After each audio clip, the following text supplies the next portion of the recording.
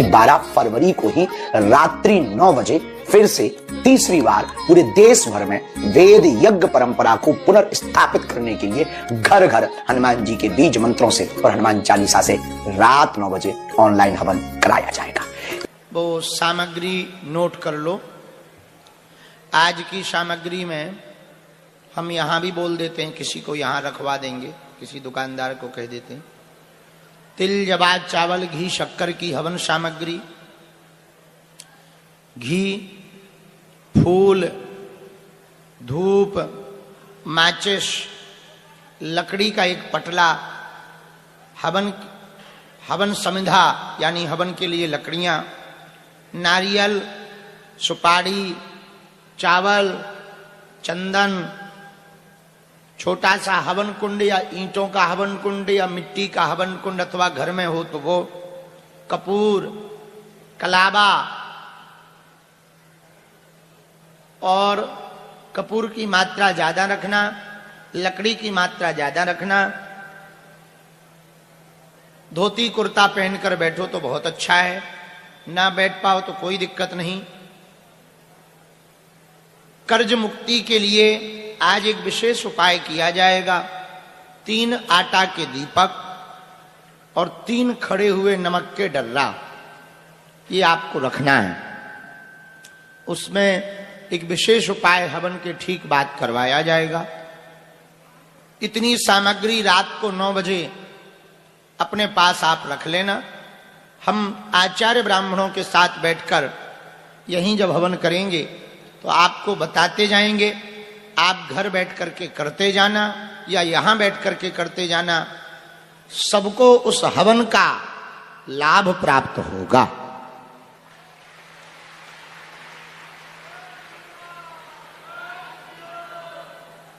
बैठो। अंग्रेजी में कहें तो कम खर्चा फुल चर्चा। श्री सीताराम भगवान की। घर में भूत बाधा है, प्रेत बाधा परेशान कर रही, जिसे नकारात्मक ऊर्जा नेगेटिविटी कहते हैं। अगर आपके घर में ऐसा कुछ भाव आपको लग रहा तो पहले तो आपको चेक करना चाहिए कि है भी कि नहीं है। तो उसका उपाय क्या है? उसके चेक करने के अनेक उपाय हैं, लेकिन एक बड़ा ही उत्तम उपाय है कि आपके घर पर नकारात्मक ऊर्जा है, आपके शरीर पर नकारात्मक ऊर्जा है अथवा नहीं। आप नोट करिए, 5 लौंग लीजिए, फूल लगी भाई। उन लौंगों को अगर घर पर चेक करनी है तो आप द्वार पर बांध दीजिए काले रंग के कपड़ा में। शरीर में आपको अगर अनुभव करना है तो आप काला रंग का कपड़ा लीजिए और कलाई में बांध लीजिए। बांधने के बाद मंत्र नोट करिए,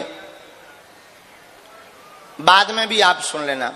बड़ा ही पावरफुल बीज मंत्र है। ओम बागेश्वराय वीर वीराय फट स्वाहा। बोलिए, ओम बागेश्वराय वीर वीराय फट स्वाहा। ओम बागेश्वराय वीर वीराय फट स्वाहा। इस मंत्र को 17 बार या 108 बार बोलेंगे तो आप जो है बोल करके लौंगों का कपड़ा हाथ में बांधेंगे। तो अगर हाथ में कोई नकारात्मक ऊर्जा होगी तो आपको बेचैनी होने लगेगी, घबराहट होने लगेगी, बहुत ज्यादा पसीना आना लगेगा, चाहे ठंडी हो चाहे जो हो, चाहे एसी में बैठे हो, पसीना आने लगेगा, शरीर में एकदम चींटी सी काटने लगेगी। अगर घर में बाधा होगी तो भयावह, बांधने वाले व्यक्ति को भयावह डरावने स्वप्न आने लगेंगे। उसी दिन से आप समझ जाइए घर में नकारात्मक ऊर्जा है। अब बंद करना है तो क्या करें? अब भाई खोल तो दिया, ये लगातार ना बना रहे, तो अब मोटर बंद करनी है तो क्या करना चाहिए? तुरंत वह कपड़े की लौंगों को लाकर अपने अपने सिर के ऊपर से उतारा करके बहते जल में उनको बहा देना चाहिए। महाराज उपाय क्या है? फिर ये तो अभी आपने पता किया है कि है भी कि नहीं। फिर आपको अपने घर पर जो है हनुमान चालीसा के रात्रि में 12 बजे से 2 बजे के बीच में हनुमान चालीसा के पाठ आपको 100 पाठ करना है 40 दिन तक। और वो ना कर पाओ तो आप बागेश्वर धाम पर मंगलवार को जो बागेश्वर बालाजी का दरबार लगता है उसमें आकर के बैठ जाओ। कैसी भी नकारात्मक ऊर्जा होगी सब बालाजी के चरणों में बंध जाएगी। हमको सन्यासी बाबा के दर्शन के बारे में, पूज्यपाद सन्यासी बाबा के अनुभव दर्शन तो हमें बहुत बार हुए, पर प्रत्यक्ष दर्शन हमें 2 ही बार हुए। 2011 में, 2017 में, 2 सन है। 2011 का रहस्य तो उतना बड़ा नहीं है। 2017 में हमें धाम पर यज्ञ करनी थी, 18 पुराण। उस वक्त समुदाय भी उतना ज्यादा नहीं आता था भक्तों का, बहुत कम समुदाय, यही कोई 500-1000 भक्त आते थे, आसपास के गांव के लोग अर्जी पेशी करने। यज्ञ करने के लिए हमारे पास व्यवस्था नहीं थी। और मंगल शनिवार 1000-2000 कभी 5000 इतने भक्त आ जाते थे लगभग। हम बड़े परेशान रहे। दक्षिणा ना मांगने की हमारी आदत थी कि हम किसी से सहयोग नहीं मांगते। आज भी हमारी आदत है, कहते तो नहीं है। हनुमान जी कोई दे जाए तो ठीक है, भगवान का प्रसाद समझ करके आश्रम की व्यवस्था में लगा देते हैं। आयोजन बड़ा था, लगभग उस समय में 2017 में 25-26 लाख का खर्च था, क्योंकि उसमें 40 ब्राह्मण आने थे, बनारस से यज्ञाचार आने थे, भंडारा होना था। गांव के लोगों ने पुराण आदि ले लिए, यज्ञ शुरू हो गई जैसे तैसे करके, उठापटक करके। बिल्कुल सत्य चर्चा बता रहे हैं। पुराण शुरू भय होना तो बीच में ही गांव की और आसपास के भक्तों की मीटिंग बैठी कि हर वर्ष यज्ञ में बूंदी का प्रसाद लगता है, इस वर्ष पूरी सब्जी का भंडारा होगा। और हमने जो एटीएम ऊपर फंसाओ तो वो बूंदी को फंसाओ, तो जो अर्जी लगाई थी कि बूंदी का प्रसाद लग जाएगा, निपट जाएगा। अब पूरी सब्जी में खर्च सीधा डबल हो जाता है। अब राम जी बड़े चिंता में। यज्ञ के 8 दिन निकल गए, 9 दिन की यज्ञ थी। 8वें दिन हमारे पास में मात्र 20,000 रुपया, मात्र 20,000 रुपए हाथ में।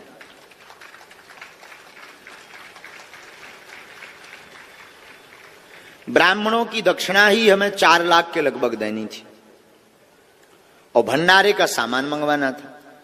अब जो सेठ आदि थे उन्होंने कहा कि महाराज जी नगद लगेगा। अब बड़ी चिंता पड़ गई, खूब व्यवस्था बन गई, यज्ञ का खूब झंका मंका हो गया। लेकिन अब विचार करने लगे कि अंतिम दिन नाक ना कट जाए। अर्जी लगाएं तो किससे लगाएं?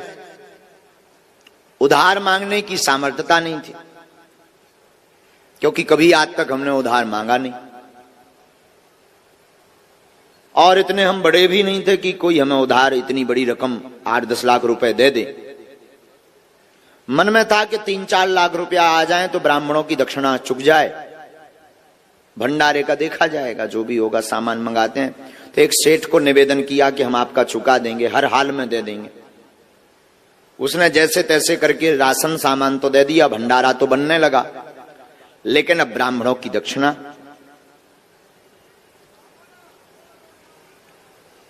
पूरा दिन चिंता में हमारा बीता। शाम हुई, यहां पर खेत में वहां कोने में रामलीला लगी थी, चित्रकूट की रामलीला थी। 18 पुराण सामने, जहां पर जिगजैग बन रहा है वहां 18 पुराण बैठे थे। और जहां पर यज्ञशाला बनी बड़ी वाली, छोटी छोटी वेदियां बनी 251, यहां पर राम कथा का मंच लगा था। हम राम कथा कर रहे थे स्वयं। गांव का खूब सहयोग मिला, जन जन की जितनी सामर्थ्यता थी गांव वालों ने सहयोग किया।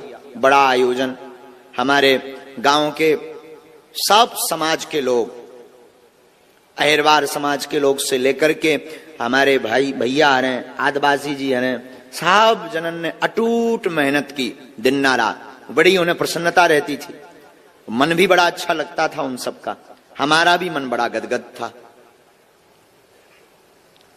लेकिन अब ये आप बीती बताएं किसको? बड़े बड़े जो लोग थे तो वो तो नाम के रहते हैं, मांग ले अगर उदारी, सोने मोह मंगोरा सो फुला के भग जाने। तो मन में था कि अब करें तो करें क्या। पूरा शाम कल दक्षिणा देनी है, 20,000 रुपया हाथ में है, दक्षिणा 4 लाख देनी है, और दूसरे दिन सुबह ब्राह्मणों को जाना है, और दक्षिणा नहीं देंगे नाक कटेगी, थू थू होगी, ब्राह्मण गाली देकर जाएंगे। अब रोने के अलावा हमें कुछ नहीं आवे। विचित्र बात यह कि पर्चा और पेन कागज उठाएं सो अर्जी न लगे। कम से कम अर्जी लग जाए तो जी बता दें भाई साहब के होने का है, पैसा की व्यवस्था होने के नहीं होने, तब पहले ही हाथ पांव पकड़ लिये बामनन के हमारी नाक बचाओ। सो अर्जी न लगे, सबकी अर्जी धड़ाधड़ लगे, हमारी स्वीकार ही ना हो गए। अब और बड़ी टेंशन हो गई कि कम से कम ऐसे संकट के समय पे तो बोलो। तुम दूषण के बारे में लिखवा रहे, हमारे बारे में तो लिखवाओ कि काल का होने, नाक कटने हैं कि बचने। सो भाई साहब मौन एकदम, कीप क्वाइट। अब बड़ी हैरानी, भाई साहब मतलब श्री हनुमान जी मौज की बात बोल रहे हैं। शाम हो गई, रामलीला चलती थी, चित्रकूट की रामलीला आई थी। रात के समय पूरा गांव आसपास के लोग देखने आते थे, बीच बीच में पुलिस भी कभी आती थी। लगभग 1-1:30 बजे जब रामलीला से लोग दर्शन करके चले गए, गर्मियों का दिन, मटकों में पानी भरा रहता था, हमें तो भोजन ना भय, एक रोटी का निवाला नहीं गया भीतर। मन में यही चिंता कि कल होगा क्या, और बार बार रोना आवे, बार बार आंसू भर में कि इससे अच्छा तो यज्ञ ही ना करवाते तो ठीक थी, या फिर किसी से उधार मांगे, पर मांगे किससे, कोई उधार देने वाला नहीं। बार बार हमारे आंसू भरें और बार बार हम सन्यासी बाबा और बालाजी का ध्यान करें, कोई जवाब ही नहीं। रात के 2 बज गए, 2 बजे तक कोई व्यवस्था नहीं बनी, तो अब हम एकदम तड़फड़ाएं। एक झोपड़ी बनी थी, एक कमरा में जाएं, बार बार रुपया गिने, बार बार हैरान हों, तो रुपया 20,000 के 20,000। अब एक कौन ऐसे आए कि चलो भाई बड़ा जाने, रात भर में पेड़ हो आए सो बड़े आए, 20,000 के 20,000। रात के 2 बज गए तो कोने में हर जो नीम के पेड़े लगे हैं, अबे भी मंदिर में लगे हैं, मंदिर के नीचे में जो नीम के पेड़े लगे, इन पेड़न के नीचे जो है पानी के मटका भरे थे, पानी के मटका। मारे आवेश के हमें अंदर ही अंदर गुस्सा भी चढ़ी, रोवो भी आ रहा हो मन ही मन के, अब कीपे रुपया मांगी हो, इतने रुपया एक रात में को दे दे, 4-5 लाख रुपया चाहिए। पानी को मटका लो, गर्मियन के दिन से ऐसे ही मटका को पानी डालो, नहाओ। एक छोटो सो मटका नल लगो, नल से भरो। सब लगभग सो गए थे, 2-4 से 10 जने जग रहे थे। उन्हें सब पता हो तो कि रात महाराज जी पूजा करने जाते रहते हैं।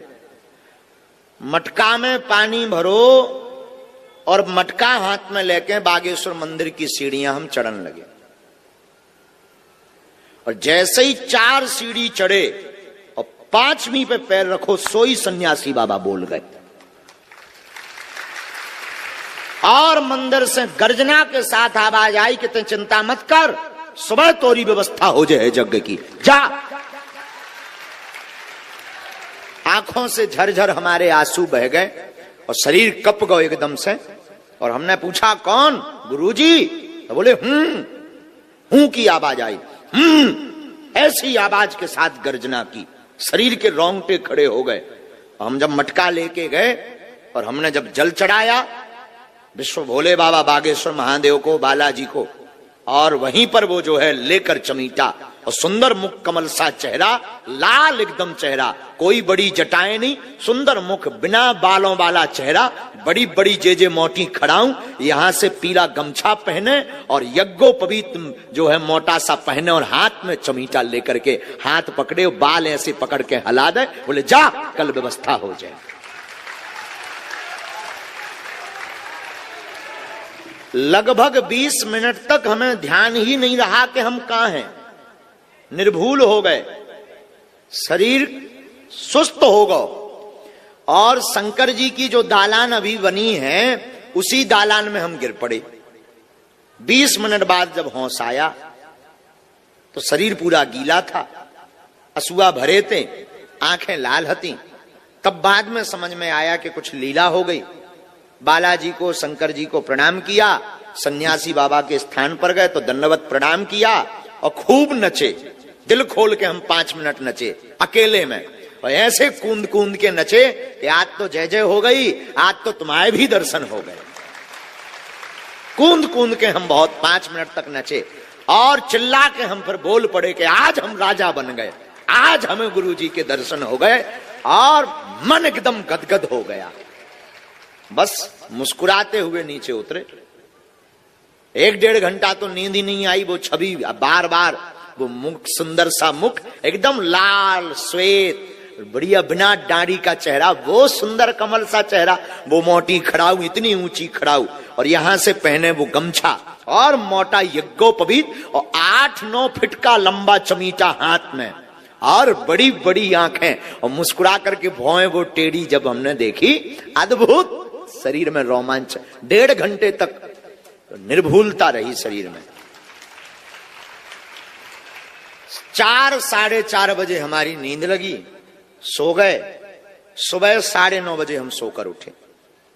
तो जो पीपल का पेड़ है अभी भी दरबार हॉल के सामने, उस पेड़ के नीचे जो यज्ञ में उसमें रहे हैं, कोई गांव का बैठा क्या उस यज्ञ में रहा है? कोई उस यज्ञ में दर्शन किए? कौन है? आपने दर्शन किए? हाँ जी, पीपल के पेड़ के नीचे हमारी बैठक थी। उस वक्त एक सोफा डला रहता था, वहीं पूरे यजमान और सब ब्राह्मणों को। हाँ ये कक्का तो हैं, तुम भी कक्का रहे ना पीपल के पेड़ के नीचे जब हम बैठत रहे। हाँ ये दाऊ साहब हैं, इन्हें भी पता है, इन्होंने भी। पीपल के पेड़ के नीचे हमारा सोफा डला रहता था, वहीं सब मिलने आते थे। तो एक घटना घटी, अब देखना। जब इतनी गाड़ियां दूर नहीं रोकी जाती थी, बोलेरो गाड़ी ये बरगद के पेड़ के नीचे आ जाती थी, कारें लोगों की बहुत कम कारें आती थी, वाहन बहुत कम, लेकिन यज्ञ थी तो बहुत दूर रोकना पड़ता था। तो एक नई बोलेरो गाड़ी आई,